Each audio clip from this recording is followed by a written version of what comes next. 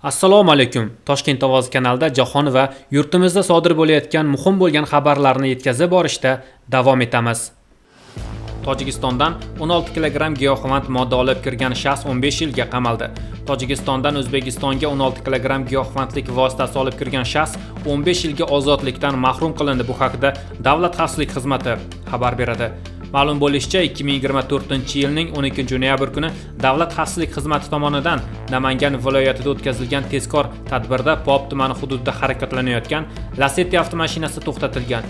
Mashina ko'zdan kechirilganida yo'lovchi sifatida ketayotgan 1984-yilda tug'ilgan fuqaro yuk sumkasidan 3 kg 887 gram opiy va 9 kg 839 gram gashish moddalarini olib ketayotganligi aniqlangan va hujjatlashtirilgan. Dastlabki surishtiruvlarda aniqlanishicha, u Tojikiston fuqarosi bilan til biriktirib, qo'shni davlatdan giyohvand moddalarni kontrabanda yo'li bilan olib kirish, so'ng esa sotib, mo'may daromad topish rejalarini tuzgan.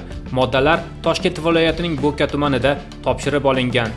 Bundan tashqari 2024-yilning avgust-sentyabr oylarida tojikistonlik narkosavdogar tomonidan Bo'ka tumaniga oldindan yetkazib berilgan 1 kg 902 gram opiy va 857 gram gashish, shuningdek 1 dona Makarov pistoleti, 2 dona o'qton, 18 dona patron ham gumonlanuvchining Dang'ara tumanidagi o'ziga qarashli yer maydonidan topib, protsessual tartibda hujjatlashtirib olingan.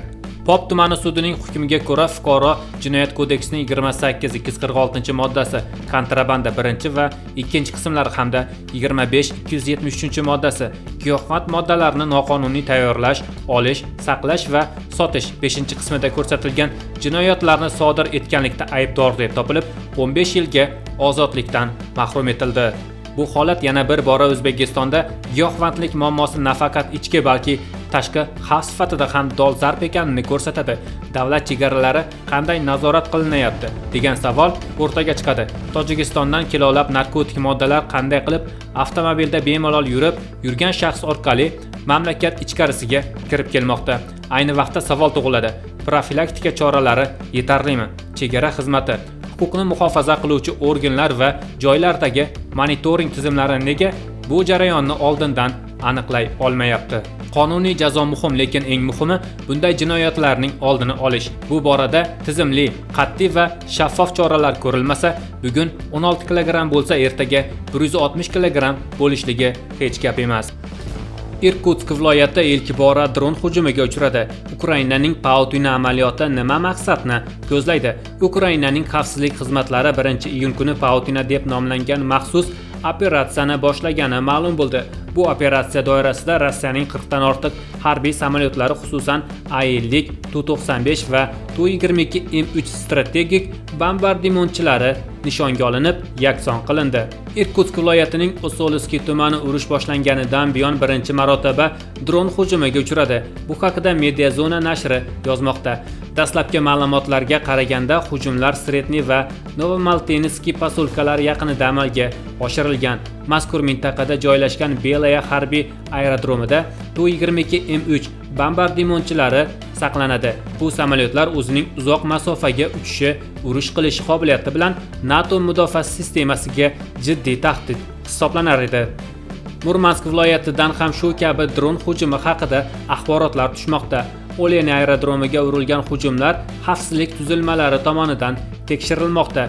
Ukrainaning Babel nashrining ma'lum qilishicha, dronlar Rossiya hududida turli yuk mashinalaridan uchirilgan. Bu esa muqaddam o'ylab topilmagan yondashuvni anglatadi. Odatda dronlar front chizig'idan yuborilar edi. Endi esa ular Rossiyaning o'zidan faoliyat boshlagani jiddiy xavfni anglatadi. Irkutsk viloyatining gubernatori Igor Kubzev ushbu hujumni tasdiqladi va dronlar Sretniy posilkasidagi harbiy qismni nishonga olganini ma'lum qildi. Uning so'zlariga ko'ra, ular haqiqatdan ham yuk mashinalarining ichidan uchirilgan. Bu fura dron uchirilgan nuqta bloklangan. Tinch aholining hayoti xavfsiz. Vahimaga berilmang deya izoh qoldiradi u o'zining Telegram kanalida. Urush yangi boshqa bir fazaga o'tyaptimi? Ukrainaning Pautina amaliyoti Rossiya hududi ichidagi strategik obyektlarga qilinayotgan dron hujumlarining yangi bosqichini boshlab bermoqda. Avvalroq dronlar chegaraviy hududlarga nishonlangan bo'lsa, endilikda Sibir kabi g'oyat muhim infratuzilmalarga ega mintaqalar ham urush maydoniga aylanib bormoqda. Uskunalar harakatdagi fura bilan yuborilishi birinchidan Rossiya ichkari qismida kontrabanda yoki agentlik tizimining faol ekanini anglatadi. Ikkinchidan esa harbiy aerodromlar qamrovi va xavfsizlik bo'yicha muhim savollarni o'rtaga tashlaydi. Nima uchun strategik aerodrom fura orqali yondashuvdan himoyasiz qoldi? Bu qanday xavfsizlik qavatlarini bosib o'tdi? NATO uchun ehtimoliy tahdid hisoblangan Tu-22M3 qanday qilib osonlikcha yo'q qilindi? Rossiyaning mudofaa tizimi kelajakda qanday qadam tashlaydi? Bu hali mavhum, ammo aniqlik bor. Urush endi faqat front chizig'ida emas, Sibir va zaxira hududlarida ham kuchaymoqda. Rossiyada motam e'lon qilindi. Rossiyaning Bryansk viloyatida poyezd halokati tufayli 2-iyundan 4-iyungacha 3 kunlik motam e'lon qilindi. Bu haqda viloyat gubernatori Aleksandr Bagamas ma'lum qildi. Gubernatorga ko'ra, motam kunlari Bryansk viloyatining barcha hududlarida Rossiya bayrog'i, viloyat va mahalliy bayroqlar yarim ustunga tushiriladi. Hududdagi madaniyat muassasalari hamda televideniya, radio, barcha ko'ngilochar tadbirlar va efirlar bekor qilinadi. Shuningdek, Bagamas halok bo'lganlarning oilalariga yana bir bor hamdardlik bildirib, viloyat hokimiyati tomonidan ularning yaqinlariga va jabrlangan yo'lovchilarga yordam ko'rsatilishini ta'kidlab o'tdi.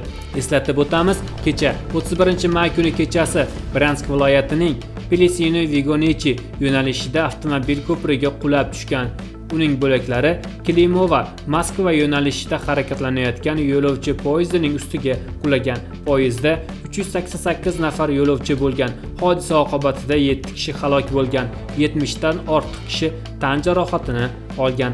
Rossiya tergov qo'mitasining ma'lumotlariga qaraganda, ko'prikning qulashi portlash, ya'ni ataylab uyushtirilgan sabotaj sabab bo'lgan. Hodisa yuzasidan jinoyat ishi qo'zg'atilgan. Voqea munosabati bilan bir qator mintaqa rahbarlari hamdardlik bildirgan. Shuningdek, xuddi shu kechasi Kursk viloyatida temir yo'l ko'prigi poyezd bilan birgalikda qulab tushgan. Tergov qo'mitasi bu yerda ham sabab sifatida portlashni ko'rsatgan. Oqibatda yuk poyezdi ko'prikdan chiqib ketib, yo'lga qulagan. Mashhurlar ishtirokidagi futbol o'yinida janjal, kimga qanday jazo berildi? Toshkentdagi Jar stadionida o'tgan futbol turnirida aktyorlar va blogerlar o'zaro oldindan kelishilgan janjalni uyushtirishdi. Maqsad hype orttirish va obunachilar sonini ko'paytirish edi. Biroq bu harakatlar ommaga yoqmadi. Ijtimoiy tarmoqlarda keskin tanqidlar ostida qoldi. Holat yuzasidan Shayxontohur tumani Ichki ishlar bosh boshqarmasi tekshiruvni o'tkazdi. Sud bo'ldi.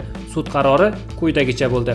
Alisher Uzoqov aktyor, Abdurahmon Mavlonov bloger, Mirjalol Rahmonaliyev bloger, Dilshodbek Ozarboyev bloger har biri 3.750.000 so'mdan jarimaga tortildi. Ozodbek Ozarboyev 10 sutkaga ma'muriy qamoq jazosini oldi. Kamoliddin Mamajonov 12 baravar miqdorda jarimaga tortildi. Janjal ishtirokchilari bu ishni tan olib, faqat PR edi, endi takrorlanmaydi deya xalqdan uzr so'rashdi. Alisher Uzoqov loyiha tashkilotchisi sifatida bu bizning katta xatoyimiz bo'ldi. Boshqaruvni qo'ldan boy berdik. Xalqimizdan va muxlislarimizdan chin dildan uzr so'raymiz dedi. Hozircha ushbu loyiha to'xtatildi. Rasmiylar bunday holatlarning qayta takrorlanmasligini ta'minlashni bildirdi. Ayni vaqtda kanalimiz orqali sizlarga yetkazmoqchi bo'lganlarimiz mana shulardan iborat edi. Keyingi dasturlarimizda ko'rishguncha xayr, salomat bo'ling.